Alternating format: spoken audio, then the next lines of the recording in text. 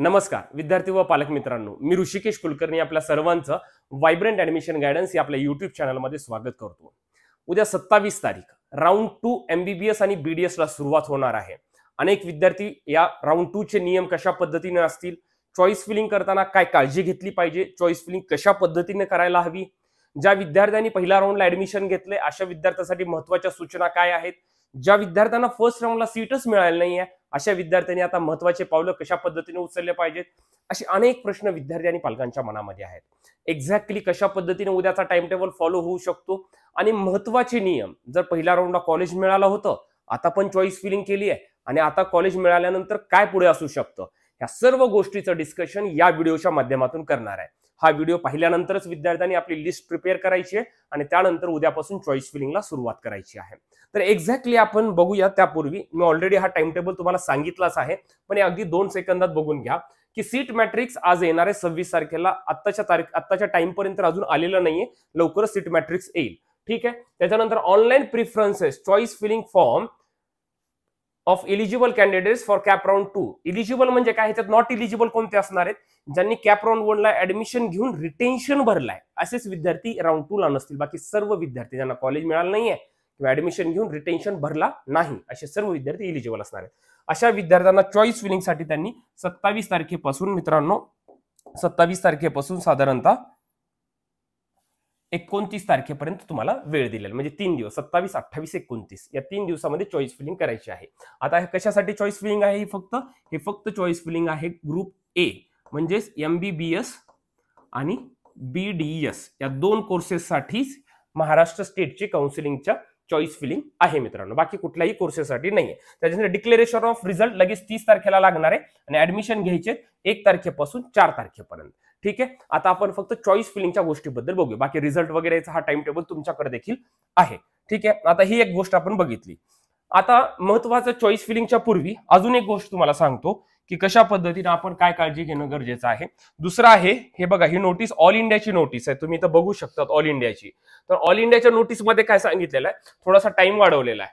काय म्हणलेलं आहे, it is for information to all candidates that request are being received from UG candidates who want to resign their round 1 और round 2। आता जर आपण all इंडियाचा जर सिनेरिओ बघितला, ऑल इंडियामध्ये म्हणजे काय झालं, ऑल इंडिया कोटामध्ये 15% all India seats, AIIMS, JIPMER अशा वेगवेगळ्या किंवा डीम्ड युनिव्हर्सिटी अशांना तुम्ही जे ऑल इंडिया कोट्यातून MBBS किंवा BDS ला ऍडमिशन तुम्ही घेतलेलं असेल, म्हणजे त्यांचे 2 राऊंड ऑलरेडी संपलेले आहेत। आत्ताच जस्ट ऑल इंडियाचा राऊंड 2 संपला, त्याच्यानंतर स्टेटचा राऊंड 2 होत असतो, मग ऑल इंडिया राऊंड 3, मग स्टेट राऊंड 3 अशा पद्धतीने प्रोसेस चालणार असते। मग आता याच्यामध्ये राऊंड 1 आणि राऊंड 2 ज्या विद्यार्थ्यांनी ऍडमिशन घेतलंय परंतु त्यांना ती सीट रिझाइन करायची, ती सीटला ऍडमिशन कॅन्सल करायचंय, अशा विद्यार्थ्यांसाठी एक महत्त्वाची सूचना आहे। काय सांगितलं रे, seat due to various reason. त्याच्यामुळे काय सांगितलं त्यांनी, the candidates who desire to leave their round 1 और round 2 seat can do up to 5 PM ऑफ 1/10/2024। तुम्हाला 1 तारखेच्या 5 वाजेपर्यंत, येणाऱ्या 1 तारखेच्या 5 वाजेपर्यंत तुम्हाला राऊंड 1 किंवा राऊंड 2 ची सीट तुम्हाला कॅन्सल करता येते। आता महत्वाचं बघा, इकडे लक्ष द्या, महत्वाचं काय आहे, स्टेटचा रिझल्ट केव्हा लागणार आहे मित्रांनो, स्टेटचा रिझल्ट 30 तारखेला लागणार आहे। मग तुमच्याकडे अजून 1 दिवस, समजा आता तुम्ही ऑल इंडियाला ऍडमिशन घेतलेलं आहे राऊंड 1 ला किंवा राऊंड 2 ला, आता स्टेटचा रिझल्ट लागला 30 तारखेला राऊंड 2 चा, स्टेटचा। तुम्हाला राऊंड 2 मध्ये जर कॉलेज मिळालं आणि स्टेटचं जर सीट हवी असेल, तुम्हाला स्टेट मधली महाराष्ट्र स्टेटची सीट हवी असेल, तर तुम्हाला काय करावं लागेल, तुमच्याकडे फक्त हा 1 दिवस राहतो, 1 तारखेच्या 5 वाजेपर्यंतच वेळ आहे सीट कॅन्सल करायचा। आणि ज्यांनी ठरवलंय की मला ऑल इंडियाची सीटच नकोय, तर त्यांनी आता केव्हा जाऊन कॅन्सल करू शकतात। परंतु त्यांना महाराष्ट्राचा सिनेरिओ बघायचा असेल, राऊंड 2 ला नंबर लागतो नाही लागतो, काय होतं, अशा सर्व विद्यार्थ्यांना पुढे फक्त 1च दिवस मिळणार आहे, ते म्हणजे 1 तारखेच्या 5 वाजेपर्यंत तुम्ही करू शकता। आणि ज्या विद्यार्थ्यांनी ऍडमिशन घेतलंय त्यांना नको वाटतंय मला स्टेटला सीट भेटू न भेटू मला काही फरक पडणार नाही, परंतु मला हे ऍडमिशन कॅन्सल करायचंय, तर अशा विद्यार्थ्यांना 1 तारखेपर्यंत करता येतं। मग याच्यामध्ये डिपॉझिटच्या काय काय गोष्टी घडू शकतात अगदी थोडक्यामध्ये बघूया, त्याच्यानंतर मी तुम्हाला चॉईस फिलिंग करताना काय काळजी घेतली पाहिजे ते तुम्हाला सर्व सांगणार आहे। आता बघा, ह्याच्यामध्ये काय काय सांगितलं, candidate should take note of following instructions with respect to resignation. Seat सोडायची असतील तर हे महत्त्वाचे नियम लक्षात घ्या।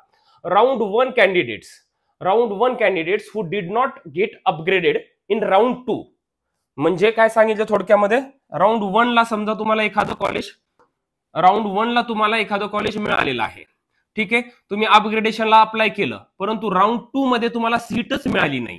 काय म्हणले, round 1 candidates who did not get upgraded in round 2, म्हणजे राऊंड 2 ला मिळालं नाही, can resign from their seat without forfeiture of security deposit. Without म्हणलंय, महत्वाचं हे वाक्य, म्हणजे तुमचं डिपॉझिटला काही धक्का लागणार नाही. म्हणजे गव्हर्नमेंटचा 10,000 असेल, कॅटेगरीमध्ये 5,000 असेल, त्याच्यानंतर डीम कॉलेजला 2 लाख रुपये तुम्ही भरले असेल, पण हे कोणाला, हे डिपॉझिट कट कोणाचं नाही होणार आहे. राऊंड 1 ला सीट मिळाली होती परंतु तुम्हाला राऊंड 2 ला सीटच मिळाली नाही, म्हणजे त्याचा अर्थ काय होतो, राऊंड 1 ची त्यांची सीट तशीच राहिली. परंतु आता ती जर कॅन्सल करायची असेल आणि डिपॉझिट सुद्धा पाहिजे असेल वापस, तर 1 तारखेपर्यंत करू शकता तुम्ही. हा एक महत्वाचा, फक्त याच केस मधल्या विद्यार्थ्यांचं डिपॉझिट सेफ आहे, बाकी सर्व खालचं मी जे सांगणार आहे त्यांचे डिपॉझिट वापस मिळणार नाहीत. ऑलरेडी आधी सांगितलेलं होतं. आता बघा ह्याच्यामध्ये काय आहे, खालचा नियम बघून घ्या. नंबर 2 चा point, freshly allotted candidates of round 2, म्हणजे राऊंड 2 ला, आता जो ऑल इंडियाचा राऊंड 2 झाला, ज्यांना आता सीट मिळाली fresh, who join their seat, आणि त्यांनी जाऊन ऍडमिशन घेतलंय, but now want to resign, can vacate their seat with forfeiture of security deposit. With म्हणजे काय, तर इथे तुमचं हे डिपॉझिट कट होणार, डिपॉझिट कट होणार, परंतु तुम्हाला सीट कॅन्सल करता येते 1 तारखेपर्यंत. त्याच्या 1 तारखेच्या नंतर तुम्हाला ती सीट अजिबात कॅन्सल करता येत नाही. त्याच्यानंतर candidates who got upgraded in round 2 and join the upgraded seat, म्हणजे तुम्ही राऊंड 1 ला अप्लाय केलं होतं आणि अपग्रेडेशनला हे केलं, राऊंड 1 ला ऍडमिशन घेतलं, अपग्रेडेशनला अप्लाय केलं आणि राऊंड 2 ला सुद्धा सीट मिळाली. पहिली केस काय होती, सीट नव्हती मिळाली म्हणून तुमचं डिपॉझिट सेफ होतं. परंतु आताची केस कशी आहे, राऊंड 1 ला ऍडमिशन घेतलं, अपग्रेडेशनला अप्लाय केलं, राऊंड 2 ला सीट मिळाली आणि जाऊन ऍडमिशन घेतलं तर upgraded seat, but now want to resign from their seat, can vacate their seat with forfeiture, म्हणजे तुमचं काय, इथं सुद्धा तुमचा डिपॉझिट जप्त होणार मित्रांनो ह्या केसमध्ये पण. ठीक आहे, विदिन द स्टिप्युलेटेड टाइम, याच्यामध्ये तुम्हाला ते रेजिग्नेट, candidates will have to report physically at the allotted college to resign their seat. विद्यार्थ्याला स्वतः फिजिकली कॉलेजला जावं लागतं ऍडमिशन कॅन्सल करण्यासाठी, आणि त्याच्यानंतर एमसीसी कडून एक रेजिग्नेशन लेटर सुद्धा मिळतं, ते घ्यायचं आहे. Candidates are advised to ensure that their resignation letter is generated online through portal provided by MCC. एमसीसीच्या पोर्टलकडून ते रेजिग्नेशन मिळतं कॉलेजला गेल्यानंतर, बाय द अलॉटेड कॉलेज, त्या कॉलेजकडून मिळतं. Failing which the resignation will be treated as null and void. ते घ्यायचं विद्यार्थ्यांना, तेव्हाच तुमचं ते रेजिग्नेशन झालंय असं समजून जावं, त्याच्याशिवाय होणार नाही. अशा पद्धतीने हे महत्वाचं आहे, हे विद्यार्थ्यांनी लक्षात घेणं खूप जास्त, कारण की काही विद्यार्थी असे असतात ऑल इंडियाला ऍडमिशन घेतले, स्टेटचं थोडीशी वाट बघतात. अशा विद्यार्थ्यांना आधी एक तारखेचा थोडा टाइम कमी होता, आता 5 वाजेपर्यंत टाइम वाढून दिलेला आहे. निर्णय लवकर घ्यायचा आहे. समजा ऑल इंडियाला तुम्ही ऍडमिशन घेतलं, स्टेटला पण आता 30 तारखेला नंबर लागला, स्टेटमध्ये ऍडमिशन घ्यायचंय, जाऊन ऑल इंडियाची सीट कॅन्सल करायची. अशा पद्धतीने हे आहे. आता सर्वात जास्त महत्वाचं दुसरी गोष्ट काय आहे मित्रांनो, तर आता महत्वाची गोष्ट अशी आहे की हा जो राऊंड 2 ची चॉईस फिलिंग चालू होणार आहे, स्टेटची, आपली महाराष्ट्र स्टेटची जी चॉईस फिलिंग चालू होणार आहे उद्यापासून, तर या संदर्भात महत्वाचे नियम कशा पद्धतीने आहेत त्याचं डिस्कशन करूया. आता काय सुरू झालेलं आहे मित्रांनो, आता कशा पद्धतीने आहे तर बघा, लक्षात घ्या.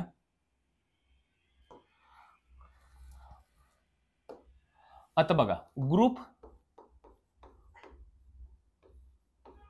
ए म्हणजे काय आहे, ग्रुप ए मध्ये एमबीबीएस आणि बीडीएस यांच्यासाठीची ही चॉईस फिलिंग उद्यापासून चालू होणार आहे. आता या चॉईस फिलिंग मध्ये बघा, महत्वाचे नियम काय आधी लक्षात घ्या. तुम्हाला आधी ही राऊंड 1 चं सांगतो. आधी एखाद्या विद्यार्थ्याला, आता तुम्ही राऊंड 2 ला समजा चॉईस फिलिंग केली, अजून कॉलेजचे कोड टाकले, ठीक आहे, कॉलेजचे कोड टाकले, आणि आता ह्या कॉलेजचे कोड टाकल्यानंतर तुम्हाला जर एखादं कॉलेज मिळालं, आता मिळाल्यानंतर बघा, राऊंड 1 ला सपोज तुम्हाला एखादी सीट मिळाली आहे, राऊंड 1 ला सीट मिळाली आहे आणि तुम्ही काय केलंय, इथं जाऊन ऍडमिशन घेतलंय. राऊंड 1 ला सीट तुमच्या हातात आहे. आता राऊंड 2 ला चॉईस फिलिंग केलेली आहे, राऊंड 2 ची चॉईस फिलिंग केली, राऊंड 1 ला तुम्हाला कॉलेज मिळालं होतं, अपग्रेडेशनला अप्लाय केलं, राऊंड 2 ला आता तुम्ही गेलात, आता चॉईस फिलिंग केली, 30 तारखेला त्याचा रिझल्ट लागणार आहे. मग तुम्हाला ऑलरेडी सांगितलेले चॉईस फिलिंग करताना महत्वाचं, जे कॉलेज पाहिजेत तेच कॉलेजचे ऑप्शन टाका, विनाकारण हे कॉलेज ते कॉलेज टाकू नका. का बरं, आता ते पण सांगतो. समजा आपण एवढे कॉलेज चॉईस केलेत, त्याच्यामध्ये आधी 1 नंबरचं कॉलेज चेक होतं, पुन्हा 2, पुन्हा 3, पुन्हा 4, लिस्ट वरून खाली तुमच्या रँक प्रमाणे तुम्हाला जर कॉलेज मिळत असेल तर तिथे लिस्ट स्टॉप होते. समजा तुम्हाला हे कॉलेज मिळत असेल तर इथं काय येणार, तुम्हाला अलॉटेड म्हणून येणार. ठीक आहे, अलॉटेड कॉलेज तुम्हाला मिळालं. ठीक आहे, आता हे कॉलेज तुम्हाला मिळालं, मग आता तुम्हाला आधी काय मिळालं होतं, एखादं कॉलेज मिळालेलं होतं. सपोज आपण मानून पकडूया की सिंहगड कॉलेज तुम्हाला आधी मिळालेलं आहे, सिंहगड कॉलेज तुम्हाला मिळालंय. त्याच्यानंतर तुम्हाला सेकंड राऊंड मध्ये हे मिळालेलं कॉलेज आहे, समजा माईमर लातूरचं कॉलेज मिळालं, म्हणजे MIT लातूर मिळालं.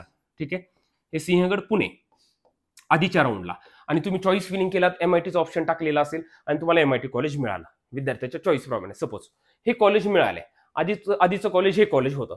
आता विद्यार्थ्याला सपोज असं काही विद्यार्थ्यांना वाटत असेल की मी आता सिंहगडचं कॉलेज घेऊ का MIT लातूरचं कॉलेज घेऊ, तर लक्षात घ्या हे दोन चॉईसेस विद्यार्थ्याकडे अजिबात राहत नाही. जेव्हा तुम्हाला राऊंड 2 ची सीट मिळते तेव्हा राऊंड 2 ची सीट ऑटोमॅटिक रिलीज झालेली असते, ती सीट दुसऱ्या विद्यार्थ्याला मिळालेली असते, हे लक्षात घ्या. राऊंड 1 ची सीट तुमची ऑटोमॅटिक कॅन्सल होते. राऊंड 2 ला जे कॉलेज मिळाले तिथंच तुम्हाला ऍडमिशन घ्यावं लागतं. फक्त विद्यार्थ्यांना फिजिकली या कॉलेजला जायचं, राऊंड 1 च्या कॉलेजला जायचं, तिथे एक कॅन्सलेशनचा फॉर्म असतो, कॅन्सलेशनचा फॉर्म, तो फॉर्म भरायचा, त्याची फी समथिंग 1,500 रुपये असते, ती फी भरायची. तुम्ही राऊंड 1 ला ऍडमिशन घेताना जे डॉक्युमेंट्स ओरिजिनल दिलाय, तुम्ही जो DD दिलेला आहे तो ऍज इट इज तुम्हाला वापस मिळतो, आणि राऊंड 2 ला जे दिवस दिलेले आहेत त्यांनी ऍडमिशनचे त्याच्यामध्ये जाऊन राऊंड 2 च्या कॉलेजला जे कॉलेज नवीन मिळाले त्या फीसचा DD काढायचा आणि इथे जाऊन ऍडमिशन घ्यायचं. अशी चॉईस राहत नाही बिलकुल की मी सिंहगडला ऍडमिशन घेऊ का आता MIT ला ऍडमिशन घेऊ, अजिबात नाही. आता ही झाली पहिली केस. समजा राऊंड 1 ला आता मला सिंहगड कॉलेज मिळालेलं होतं. ठीक आहे, आता मी काय केलं, राऊंड 2 ची चॉईस फिलिंग केली. ठीक आहे, मी आता राऊंड 2 ची चॉईस फिलिंग केली.